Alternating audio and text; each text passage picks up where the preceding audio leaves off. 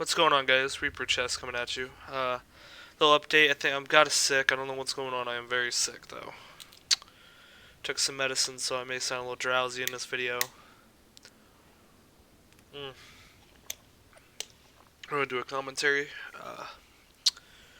This is a guy I met, Tank Top Tiger, from a Discord server, and he seems to be pretty decent. He's pretty cool. But without further ado, let's go ahead and let's get right into it, right? So. First, over here in the blue, I forgot to introduce. First, we got me in the blue. We got my boy Tank Top Tiger, don't ask, in the red. And then we got...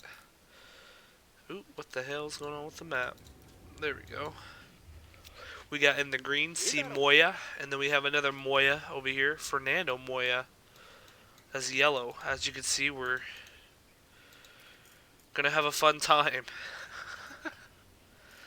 So let's go ahead, and it's on Black Forest too, so if you didn't know, Black Forest is one of those games where, here, I'll take this off, there's usually 1 to 2 points of entrance to each other's area on the map.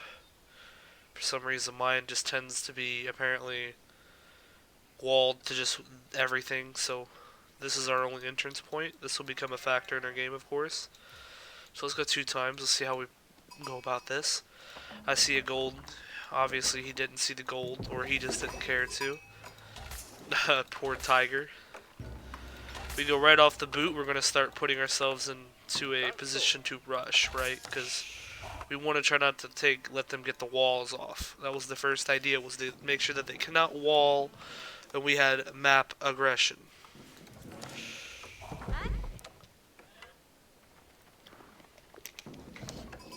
That's a seizure just waiting to happen. I am sorry about that. I sat there and did that. I didn't know that my APM was going to go everywhere.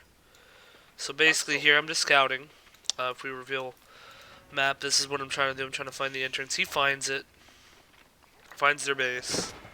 So now we know this is a focal point we need to focus. But I haven't scouted over here yet, right? So I'm going to definitely scout this out eventually. So I want to see the second entrance, if there is a second entrance. But here we got my boy idling his scout, but doing a good job. Continuing to scout afterwards, taking a dude's sheep, looking around.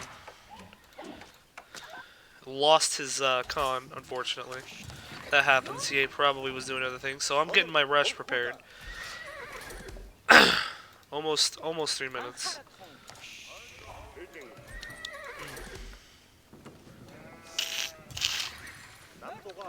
I'm moving in, because I wanted to make sure I had the 4 this time. I would normally go with just the 2, then have a scout being made or something with that, so I make 4, but here we go with these. We're going right on in. My first instinct was this is where he's going to be going, so I wanted to see if the second entrance was over here. Unfortunately, as you already could tell, there was no second entrance. I was pretty flabbergasted, but worried at the same time, because that means this whole trail, I have many openings to my open base that I cannot wall. And he's Mongols too, as you can see. It's 3 Mongols in Black Forest, believe it or not. And then yellow walled. So our goal has now shifted to where we can no longer stop them from walling. Right? So they're going to wall. Next thing up is, how do you beat that as Mongols, right? Well, you gotta boom. You gotta boom, and you gotta make sure you hold the vision. You wanna make sure you wanna know what your enemy is going to do, if they're gonna push you or not, right?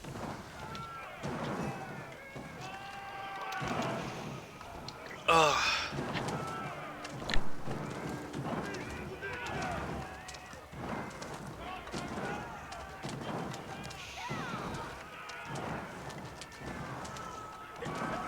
Here we're making him waste a lot of resources and idle time on his villagers to do this. This was a very big economical damage that we just did here without even having to do any real raids. So since that happened, we start shifting our heads over here to making ourselves... Well, first we're getting OVO and everything, but we're making sure we get our trades going. He's probably doing the same, or just about ready to do the same. Yeah.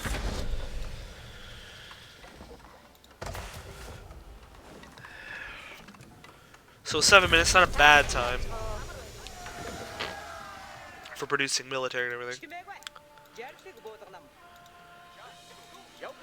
The good thing about these guys is that I believe these stack. I'm not sure, I'll have to test it, but I believe these bonuses stack together. So being 2 Mongols are pretty powerful sometimes.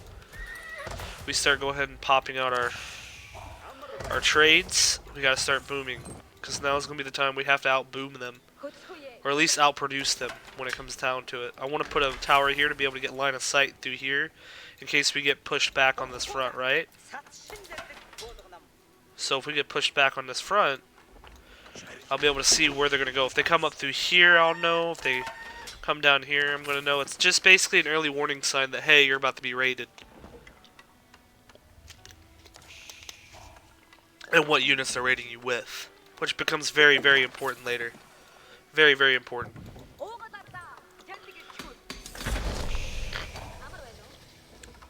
Everybody's in age 2.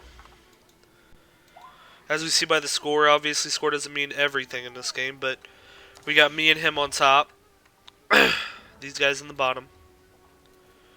Speed up just a little bit more to 4 times, see what we get. So, as you can tell, we're booming. We're continually making villagers. He's probably got some crafted. Wow, he's overcrafted villagers, but that's okay. I'm overcrafting villagers because we're trying to boom so hard. I swapped to make a little bit of infantry. He's going to go for the ram. He's going to try to push them. The point here is to poke them, to see what they got militarily wise, and to make them think we're about to make an attack. This is it's a false front, and I'm going up to the next stage. So we're looking at this. We notice he's got Spearman and Shugen Nu, which are basically Chuko Nu from Age of Empires 2, kind of.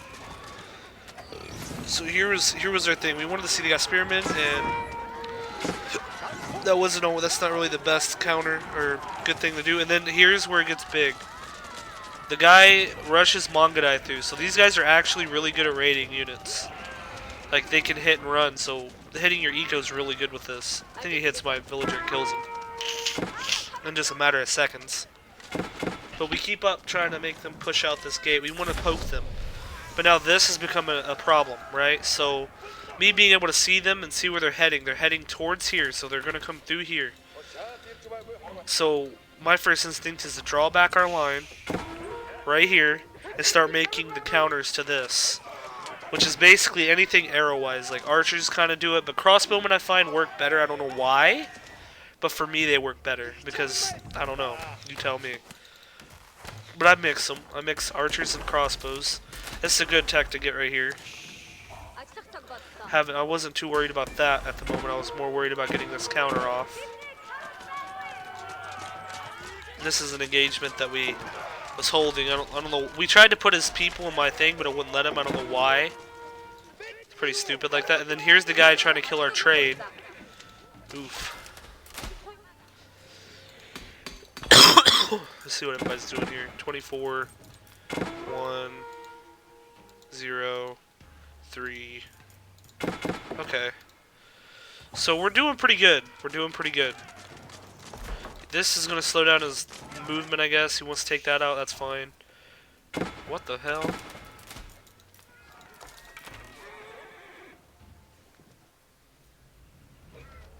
What happened to the trees right here? So here they come. We got to worry about these guys big time, because this can do a lot of damage to my eco. So I made me some archers, and I'm going to make me some spears to make sure they can't just hide up and go somewhere and shoot from afar and just keep running away. Really, I'm just going to make a bunch of archers to help with this. I made this because you get 50%, I believe, more gold, which is very, for me, it's nice.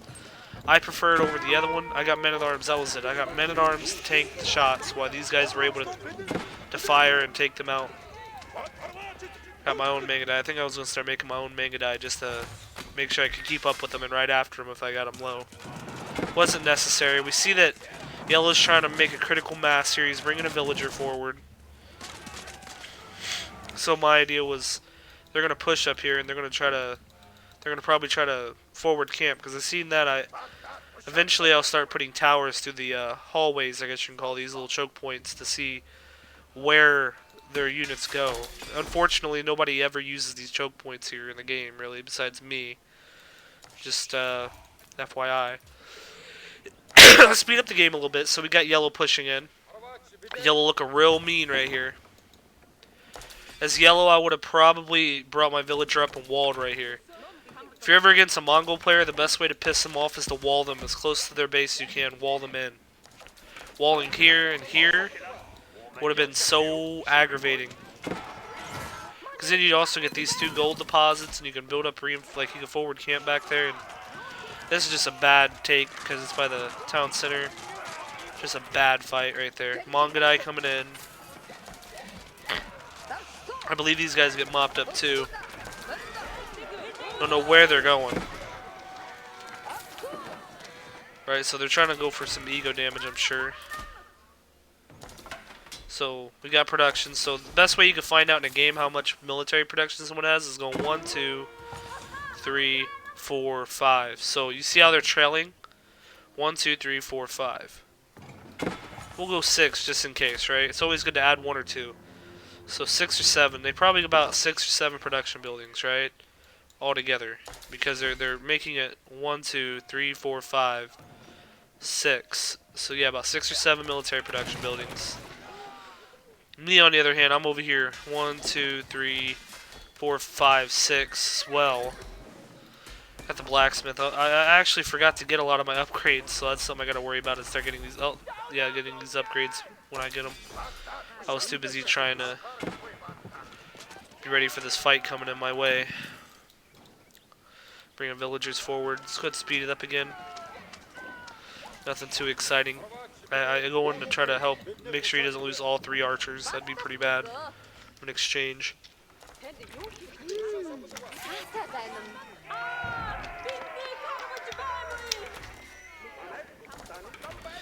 So here I start making an army. Me and my guys talking right now. We're thinking, man, where's their army at? You know, like, what's going on? But I even at one point come over here. You'll see, because they keep aggressing him. This was not a.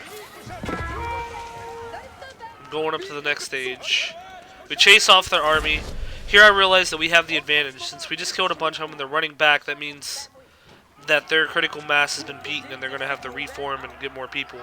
So we was going to aggress here, right? We was either going to aggress or we was going to pull back and rebuild our stuff. Really, I wish at the time I would have put me into the watchtower up here. I really do.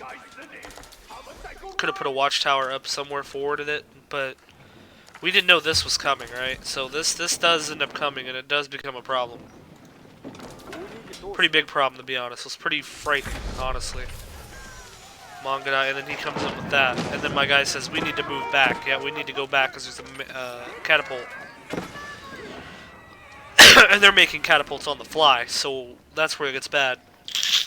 Imagine 1, 2 catapults coming, you think you could have a breather, but then they're just building them right behind it, you know, it gets pretty powerful.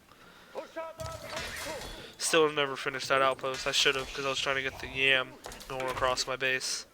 And here's me using the towers to go up and use it for vision, as you can see, because I got to make sure I don't get flanked into my economy. So here we are, we're waiting. Yellows and greens moving in. Red and me's, we're just chilling over here for a minute. We're trying to do our thing, get our farm up. We're booming, right? We're trying to boom. I know, and Red's been having a lot of problem doing it because he's getting attacked constantly.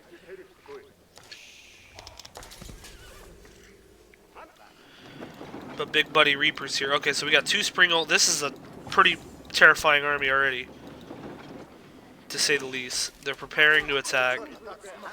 We're just trying to mass our shit up over here, which obviously is what you want against this. You don't want it against this because this will just mass kill everything. I think they end up getting a free shot too. Can't remember. So I pull back. We pull back. Can't take that just yet. But my boy thinks outside the box and gets some spring ults. So he starts making spring ults. And I'm already on my way making bombards. So yeah, that's that. I end up losing one of my bombards because of a I had to come back and fix my economy or something like that. I can't remember. Or I was too busy doing something else because I didn't see this wall going up. So my first instinct was, if they got all the siege, which we could see now, if they got all the siege, Maybe they'll push forward like this, and then the other one will push forward, and I can go around with my knights, and I'll be able to get to their siege back here, or their light cav, or whatever I have. Right? Where's my knights at? Where's my cav at? He starts pulling the springers forward, trying to kill that. I'm trying to look for my knights going in. I think this is them. I was trying to go around, but this ended up being walled off. I think I seen that, so I sent them back around this way and attacked. There they are. I was trying to send a mini raid group to get to the back flank of this and take out the Trev and the Springald and any reinforcements they'd have coming up this way. I ended up losing a bombard because I wasn't paying attention. I was too busy with this right here, and microing down units. He starts trying to wall here. It's a little too late. He should have done it earlier. He would have had a better chance. He would have had all this gold and everything. Just wall here and wall here. It's his scouting. He didn't scout enough. I'm bringing in the bombards. You know how we do it in my country, you know? Bring in the bombards. So now we're engaging. We should win this engagement because one, we have artillery, and two, I have knights, which will destroy almost anything they have. Let me see, what are these, like crossbows? 3 burst attacks? No, okay.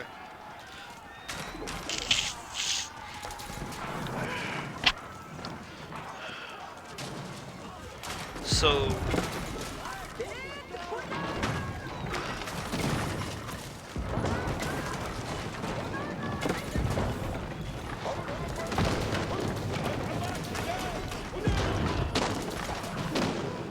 we took down their town center. We took out their. I